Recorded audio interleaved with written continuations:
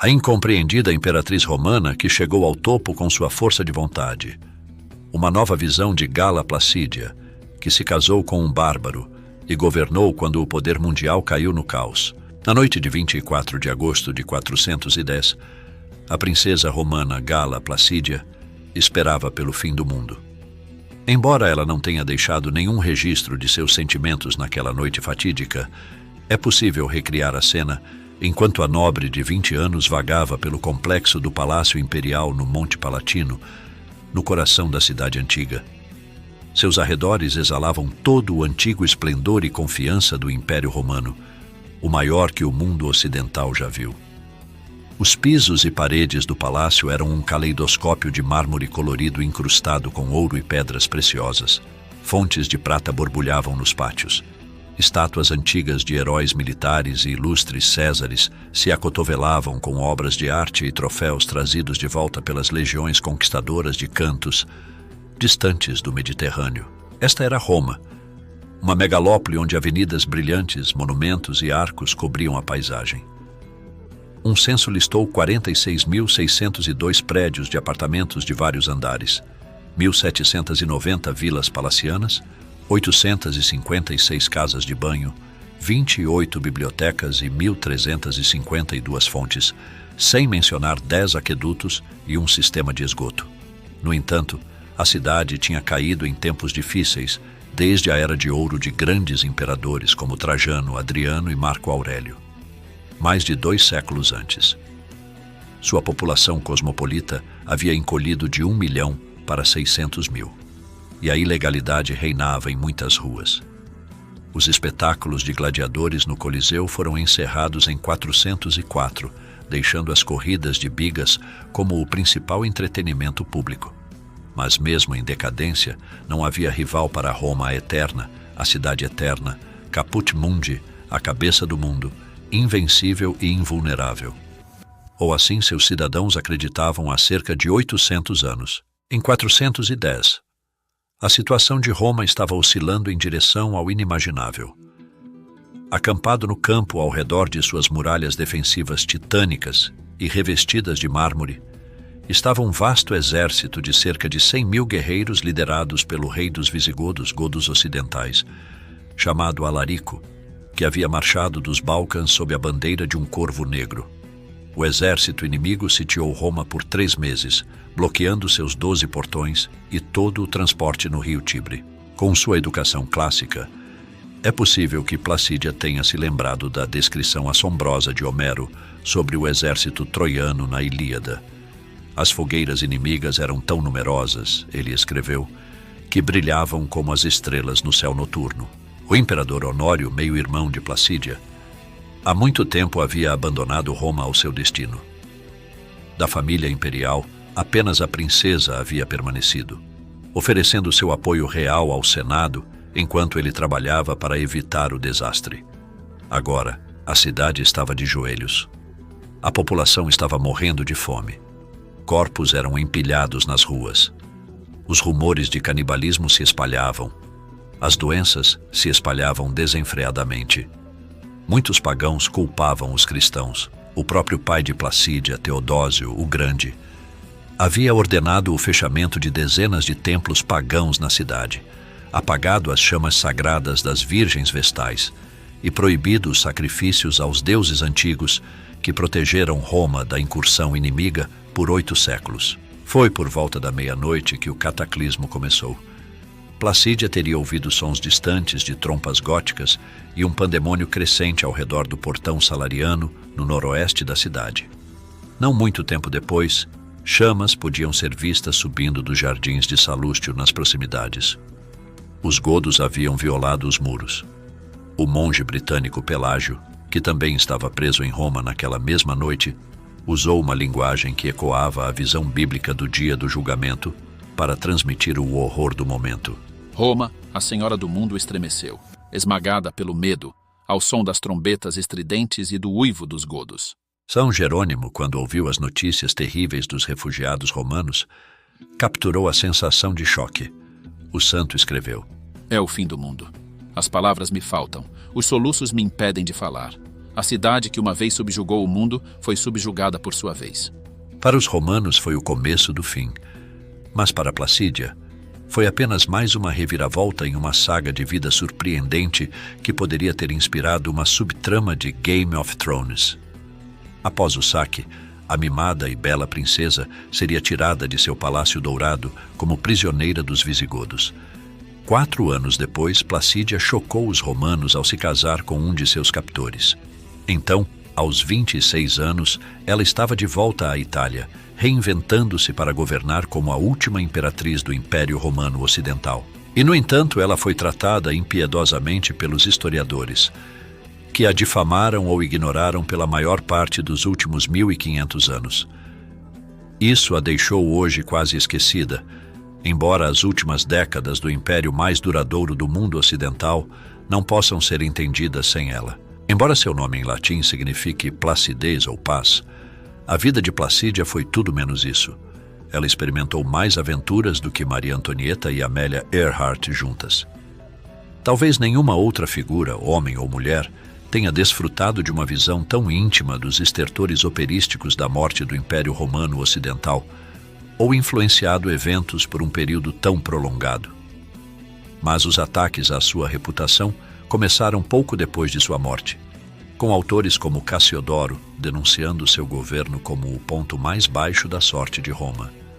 Somente nos últimos anos, os estudiosos voltaram a ler as fontes contemporâneas com mais objetividade, revelando Placídia como uma figura muito mais simpática, uma líder obstinada com ideias radicais sobre como salvar o império em ruínas. É parte de uma reavaliação geral de sua era, conhecida como Antiguidade Tardia, outrora descartada como uma saga sombria de declínio e queda para a Idade Média, incluindo um novo olhar sobre os chamados bárbaros, que eram muito mais sofisticados do que os romanos alegavam.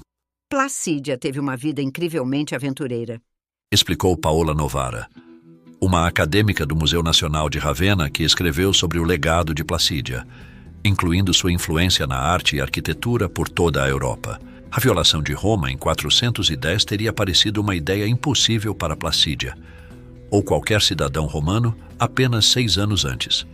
Em 1º de janeiro de 404, a princesa adolescente, vestindo vestes douradas esvoaçantes com um cocar cerimonial, observou Honório encenar uma procissão triunfal pelas grandes avenidas da cidade com seu general Estilicão, para celebrar sua vitória sobre as hordas visigodas. Os presságios eram excelentes. A chuva torrencial da noite anterior deu lugar ao glorioso sol de inverno, fazendo os monumentos de mármore de Roma brilharem como se tivessem sido polidos por uma mão divina. Honório e Estilicão cavalgavam em uma carruagem à frente de legiões em marcha, enquanto multidões de cidadãos aplaudiam delirantemente e os cobriam com pétalas enquanto eles saíam do fórum, a praça mais antiga e reverenciada da cidade, lotada de templos imponentes e monumentos revestidos de mármore subindo o íngreme Monte Capitolino. O futuro do império parecia garantido.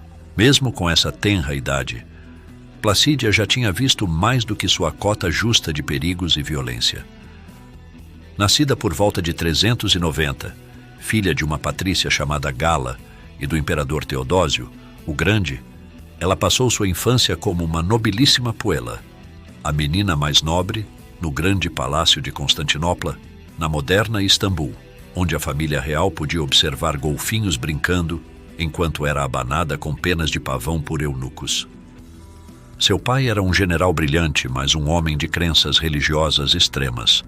Ele mudou o curso da história em 380 ao tornar o cristianismo a religião oficial do império e, em 392, baniu todas as outras religiões completamente. Por volta dos 5 anos, Placídia ficou órfã, o que provavelmente acelerou sua independência dentro da venenosa corte imperial. Aos 6 anos, ela viajou com as legiões por terra para Milão. Ela finalmente se mudou para Roma, enquanto seu meio-irmão adolescente, Honório, foi elevado a imperador e mudou a capital ocidental em 401 para Ravenna, um porto adriático que poderia ser mais facilmente defendido de ataques de exércitos hostis e usurpadores. Honório provou ser um governante extravagantemente incompetente. Ele era tão insosso quanto seu irmão mais velho, Arcádio, que foi ridicularizado pelos críticos por sua fala hesitante e olhos caídos, e que permitiu que seus cortesãos o liderassem como um boi. Outra descrição mordaz de Arcádio como um sensualista covarde, vivendo a vida de uma água viva, poderia igualmente ter sido aplicada a Honório, cuja indiferença a questões de Estado se mostraria desastrosa. Os negócios diários de administrar o império recaíram sobre a prima de Placídia, Serena, que se casou com o general Estilicão e administrou os negócios de Roma enquanto o marido fazia campanha após a primeira erupção de Alarico e seus visigodos na Itália em 401. As vitórias retumbantes de Estilicão nos 2 anos seguintes restauraram a confiança dos romanos. A ameaça bárbara havia sido neutralizada, assim como havia sido muitas vezes ao longo dos séculos passados. Honório nunca havia pisado no campo de batalha, mas ele reivindicou a honra de um triunfo militar em 404 como superior de Estilicão. O desfile da vitória terminou no Monte Capitolino, o ponto mais sagrado da cidade, presidido pelo templo de Júpiter Optimus Maximus. Mas em uma ruptura com a tradição, Honório se recusou a oferecer sacrifício ao rei dos deuses. Embora os locais sagrados de Roma tivessem sido fechados e seus ritos proibidos, muitos cidadãos permaneceram pagãos. Agora, alguns pagãos murmuravam em particular que o ofendido Júpiter retiraria sua proteção. O triunfo de 404 provou ser um falso amanhecer. Em 408, Honório suspeitou de Estilicão. Ele mandou prender e decapitar seu general mais talentoso. Honório também atrapalhou as relações com os godos, recusando-se a negociar com Alarico sobre sua demanda de ajudar seu povo a encontrar comida, mas falhando em preparar um exército para enfrentá-lo. Enquanto Honório ignorava suas propostas, as tropas romanas massacraram as famílias dos soldados godos que estavam servindo como mercenários nas legiões. Em 408, o exasperado Alarico marchou pelos Alpes com cerca de 30.000 soldados e 150.000 seguidores do acampamento, uma nação de refugiados itinerantes. Quando Alarico bloqueou Roma pela primeira vez, a até então pouco notada Placídia revelou que havia herdado o caráter obstinado e implacável de seu pai. Um boato se espalhou de que sua prima Serena estava conspirando com os godos. Para Placídia, era uma oportunidade de conquistar influência. Ela conspirou com o Senado para condenar Serena e estrangulá-la publicamente, tornando a princesa o membro da família imperial de mais alta patente em Roma. Como os romanos foram empurrados quase para a fome, o Senado pagou a Alarico um resgate de 42 carroças cheias de tesouros, embora os visigodos permanecessem na Itália. Na primavera de 410, Honório concordou em se encontrar com Alarico. Mas mesmo que o exército visigodo estivesse sendo constantemente reforçado, logo totalizando 100.000 homens em armas, o romano tratou as exigências dos godos com desdém, e as negociações não deram em nada. Até então, Alarico havia hesitado em levar seu ataque a Roma até sua conclusão sangrenta, esperando chegar a um acordo. Embora cristão, ele aparentemente também temia a ira da deusa pagã homônima que personificava Roma, se ele violasse sua cidade sagrada. Supersticioso ou não, no verão de 410, ele sentiu que não tinha escolha a não ser atacar para alimentar sua horda de seguidores. Ninguém sabe como os visigodos conseguiram entrar no portão salariano na noite de 24 de agosto. Alguns disseram que ele foi aberto por dentro por servos de uma nobre cristã piedosa, Faltonia Proba, que queria acabar com a miséria dos romanos. Outra possibilidade sugerida pelos historiadores é que ele foi aberto por escravos rebeldes, que não tinham amor pela antiga ordem romana e preferiram arriscar com o inimigo tão vilipendiado por seus senhores. Os 3 dias seguintes abalaram o mundo. A pilhagem começou de forma surpreendentemente ordenada. Os godos eram cristãos de uma seita conhecida como arianismo, e Alarico havia dado ordens estritas para que seus homens respeitassem as igrejas e mosteiros sagrados de Roma, onde muitos cidadãos aterrorizados encontravam segurança. Mais tarde, foram contadas histórias de mulheres cristãs devotas que conseguiram levar tesouros religiosos para um lugar seguro. Mas outros romanos foram torturados para revelar suas riquezas ocultas. Os godos despojaram estátuas e palácios de seus metais preciosos e pedras preciosas, incluindo uma menorá dourada de 4 pés de altura, uma vez saqueada do templo de Herodes em Jerusalém. Lutas irromperam em muitas partes da cidade e decaíram para a selvageria quando mercenários hunos se revoltaram. Incêndios se espalharam. Cadáveres cobriam as esplêndidas avenidas.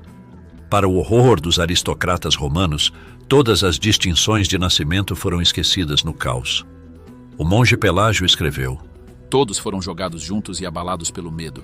Cada casa teve sua tristeza, e um terror onipresente nos agarrou. Escravo e nobre eram um. O mesmo espectro da morte nos perseguia a todos. Depois de 3 dias, os godos abandonaram Roma, onde não havia comida para o vasto exército. Mas refugiados do desastre se espalhariam pelo Mediterrâneo contando histórias de horror, traumatizando, por exemplo, o devoto bispo Santo Agostinho, no norte da África romana. Quase destruído pela notícia, ele começou a escrever sua obra-prima Cidade de Deus para explicar por que tal tragédia poderia ser parte de um plano divino. Em Ravenna, enquanto isso, o imperador não se abalou.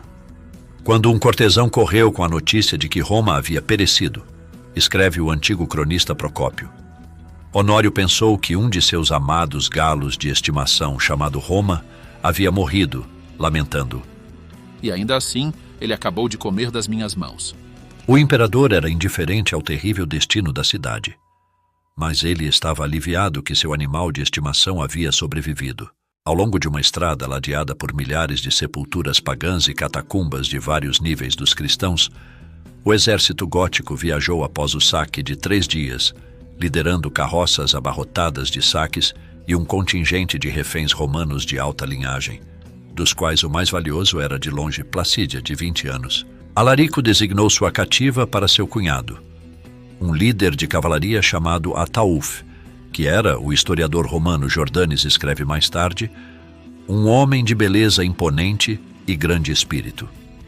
Ataúf garantiu que Placídia desfrutasse de toda a honra e cerimônia devidas à sua posição imperial, viajando em uma carruagem acolchoada com pelo menos um escravo e talvez uma pequena coleção de sedas e joias. Placídia transformaria a desgraça em uma vantagem extraordinária. Ela evidentemente descobriu que os bárbaros eram muito mais urbanos do que os romanos percebiam. Seus nobres guerreiros usavam calças em vez de togas, mas muitos líderes foram educados em Roma, falavam latim e grego fluentemente e admiravam profundamente a arte e as letras clássicas. O próprio Alarico treinou na Itália para se tornar um general mercenário e lutou ao lado do pai de Placídia, Teodósio, na Batalha de Frigidus em 394. Os romanos recusaram-se a aceitar os godos como iguais ou a lidar com eles honestamente, mas durante seu cativeiro, Placídia desenvolveu uma visão mais simpática e percebeu que uma aliança entre romanos e bárbaros era a melhor esperança de manter o império intacto. O medo supersticioso de Alarico deve ter parecido justificado quando ele adoeceu e morreu, provavelmente de malária, apenas alguns meses após devastar Roma. Os visigodos estavam então em campanha no extremo sul da Itália e enterraram seu amado rei no dedo do pé da península, escondendo seu túmulo tão bem que seus tesouros luxuosos não foram encontrados até hoje. O guardião de Placídia, Ataúf, foi escolhido seu sucessor. Em janeiro de 414, a princesa cativa surpreendeu os romanos ao concordar em se casar com este belo novo rei visigodo, aparentemente de boa vontade. Embora não fosse de estatura alta, escreve Jordanes, Ataúf era distinto pela beleza do rosto e da forma. De sua parte, Ataúf foi atraído pela nobreza, beleza e pureza casta de Placídia. O exército estava então cruzando o sul da Gália, a França moderna, e uma cerimônia de casamento luxuosa foi realizada em uma vila em Narbonne, uma adorável cidade costeira no sul da França de hoje. Um casamento misto, com o rito no estilo romano, frequentado por nobres romanos locais e godos. Enviando uma mensagem clara por meio da moda, Placídia usava sedas imperiais e Ataulf a armadura de um general romano, como Ataulf explicou em seu discurso de casamento. Seu desejo havia sido destruir o império e transformá-lo em Gotia, em vez de Romênia, com ele mesmo como um novo César. Mas agora ele ansiava por paz. Ele e seu povo estavam cansados de suas perambulações sem fim pelo sul da Europa. Em vez de lutar por seu próprio reino, os godos agora se tornariam cidadãos romanos, aceitariam as leis imperiais, se integrariam à sociedade de Roma e defenderiam suas fronteiras. Em suma, Ataulf e Placídia renovariam o império doente. A casa real de Teodósio agora poderia ser apoiada pela mão de obra dos godos. Ataulf admitiu que chegou a essa conclusão auxiliado pela persuasão e conselho de sua esposa, uma mulher de intelecto insuperável e de fé acima de qualquer suspeita. Como presente de casamento, Ataulf deu à sua noiva 50 jovens vestidos de seda como seus guardas pessoais, cada um carregando 2 pratos, um cheio de ouro, o outro com pedras preciosas, tudo saqueado de Roma. Enquanto os hinos do casamento eram cantados, os convidados desfrutavam de um banquete com vinhos gauleses e sobremesas aromatizadas com mel de flor de alecrim. Pode ter sido ideia de Placídia que os visigodos localizassem sua nova base nas províncias férteis da Espanha, a terra ancestral de sua família. Chegando em Barcino, a moderna Barcelona, Placídia deu à luz um filho a Ataulf. Em vez de um nome gótico real, eles batizaram o menino de Teodósio em homenagem ao seu avô romano, o reverenciado imperador guerreiro. O futuro parecia brilhante. No entanto, depois de apenas alguns meses, o infante Teodósio morreu. Placídia e Ataulf, em luto, envolveram o corpo em um pano de ouro e o colocaram em um pequeno caixão de prata, que após uma procissão iluminada por tochas, foi enterrado em uma capela. O pior estava por vir. Em 415, Ataulf foi atacado por um servo ressentido e esfaqueado na virilha. O ferimento logo provou ser letal. O novo rei gótico, Sigeric, que tomou o trono após o assassinato de Ataulf, queria remover toda a ameaça ao seu governo e pessoalmente massacrou as filhas de Ataulf de seu primeiro casamento, arrancando-as dos braços de um bispo que tentou protegê-las. Placídia só foi salva por seu sangue real romano. Em vez de ser executada, ela foi forçada a andar na frente do cavalo de Sigeric, com outros prisioneiros romanos, durante a procissão fúnebre de 12 milhas de Ataulf, como um ato de humilhação. Ela foi então resgatada por uma grande quantidade de grãos romanos e enviada para Honório. Mesmo quando adolescente, as relações com seu irmão Honório eram frequentemente contenciosas. Agora, como Placídia temia, o imperador insistiu que ela se casasse com seu novo general, Constâncio, que, em forte contraste com o belo e jovem Ataulfo, era um veterano de guerra envelhecido, desajeitado e astuto. Algumas características aparentemente atribuídas a ele são olhos esbugalhados, um pescoço longo e desajeitado e uma cabeça larga.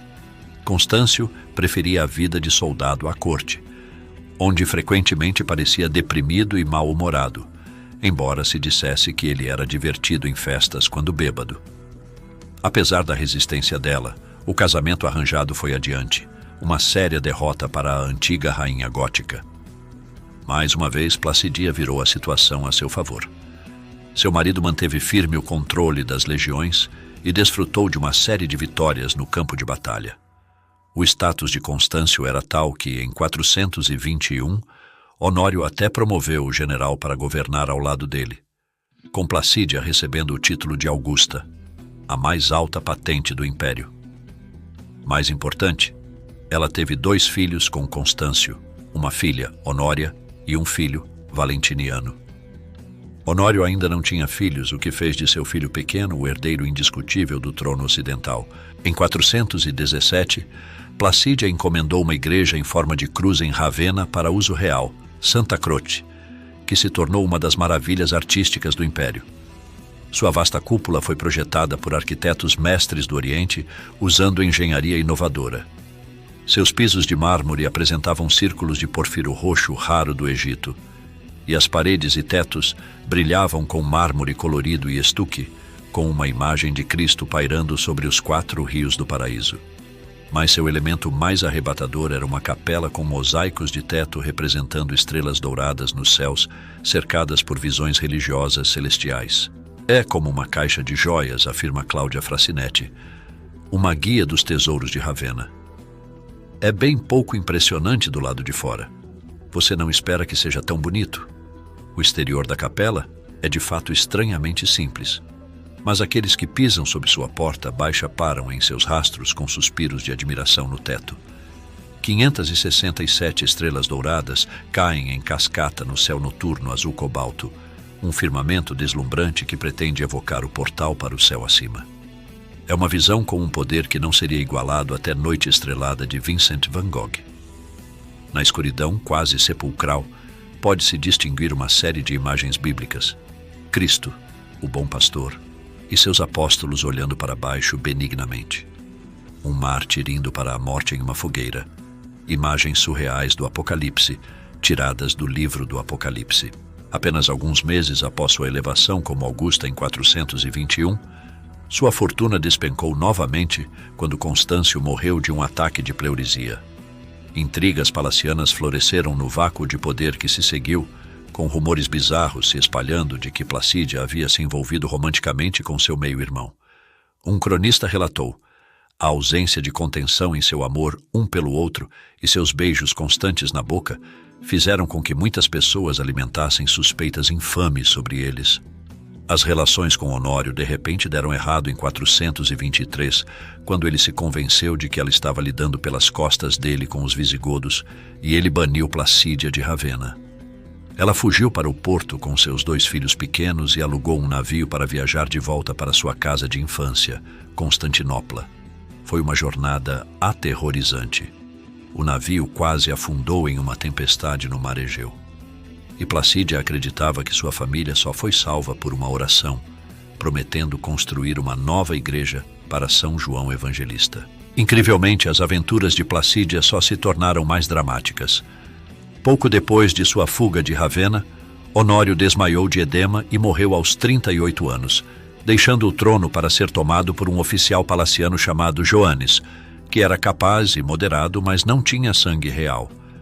Placídia vinha cultivando a amizade de parentes femininas poderosas em Constantinopla. Para garantir que a dinastia de sua família continuasse, elas ajudaram a convencer o imperador oriental Teodósio II, sobrinho de Placídia, a enviar um exército para a Itália, depor o usurpador e restaurar o filho de 6 anos de Placídia, Valentiniano, à sua posição legítima como imperador do Ocidente. Em uma reversão impressionante de fortunas, Placídia e seus 2 filhos marcharam com as legiões para a vitória em 425. Então reocuparam o Palácio Imperial em Ravenna.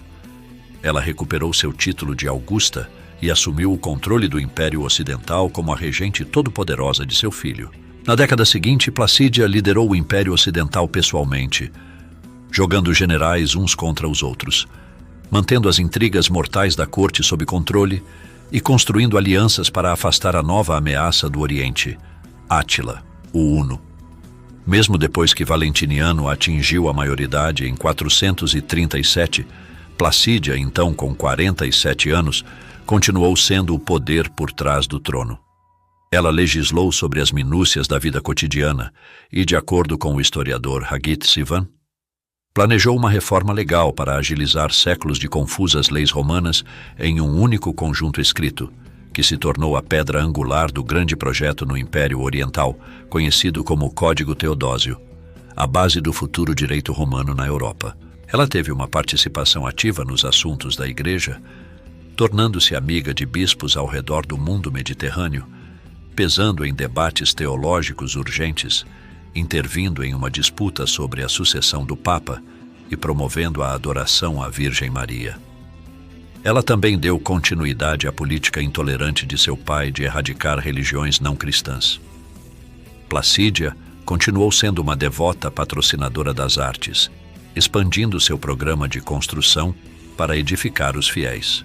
Em Ravenna, suas novas igrejas incluíam a de São João Evangelista, construída para cumprir sua promessa ao santo de ajudá-la a sobreviver à tempestade do Egeu. Hoje, embora amplamente reconstruída após danos na Segunda Guerra Mundial, a igreja ainda tem uma escultura de Placídia sobre seu portão. Seu impacto foi tão poderoso em Roma que ela esperava converter a cidade de um reduto secreto do paganismo em um farol do cristianismo. Ela visitava-a regularmente, ocupando-se com atos piedosos, forjando uma amizade com o carismático Papa Leão I e embelezando igrejas. Um de seus melhores mosaicos encomendados ainda enfeita as paredes da Basílica de São Paulo fora dos muros. Mas Placídia teve menos sorte em preparar sua própria família para as responsabilidades de governar, o que um dia teria consequências catastróficas. Embora ela tenha se esforçado para educar seu filho Valentiniano, ele cresceu como seu tio Honório, distraído, vaidoso e indeciso. Valentiniano foi um desastre, resume Novara do Museu Nacional de Ravenna. Ele era fraco. Valentiniano hesitou em 440, por exemplo, quando o norte da África foi invadido por outro grupo germânico brutal, os vândalos.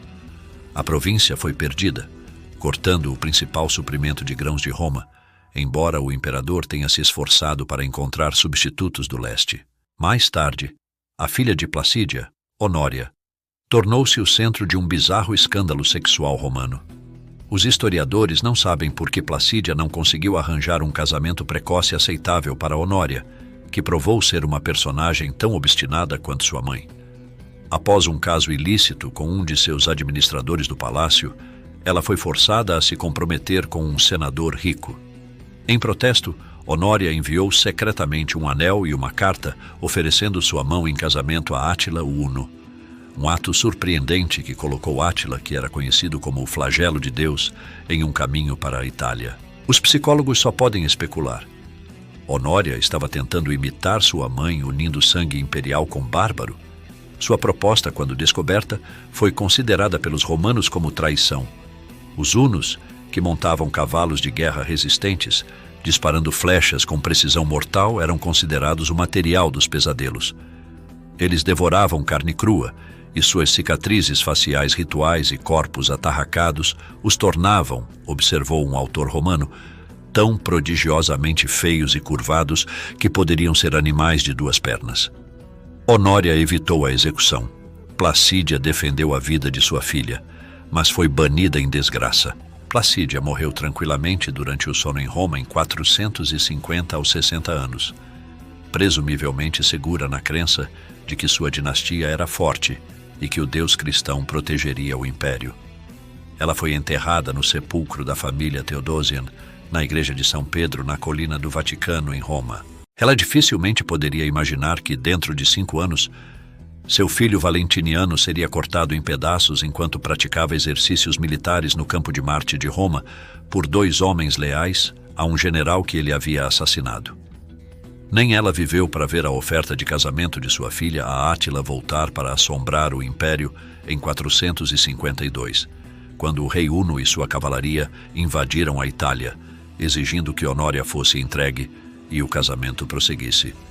O velho amigo de Placídia, o Papa Leão, confrontou pessoalmente Átila no norte da Itália e o ameaçou com punição divina se ele não se afastasse. No que foi saudado como um milagre, Átila foi embora. Mas, de acordo com o cronista Prisco, o círculo íntimo de Átila o havia instado a recuar, lembrando-o de que Alarico havia morrido logo após saquear Roma em 410. O que você achou? Deixe sua opinião abaixo nos comentários. Ela é muito importante para o canal. Se você gostou do conteúdo, compartilhe o vídeo com seus amigos e conhecidos. Um forte abraço. Nos vemos em breve. Até lá.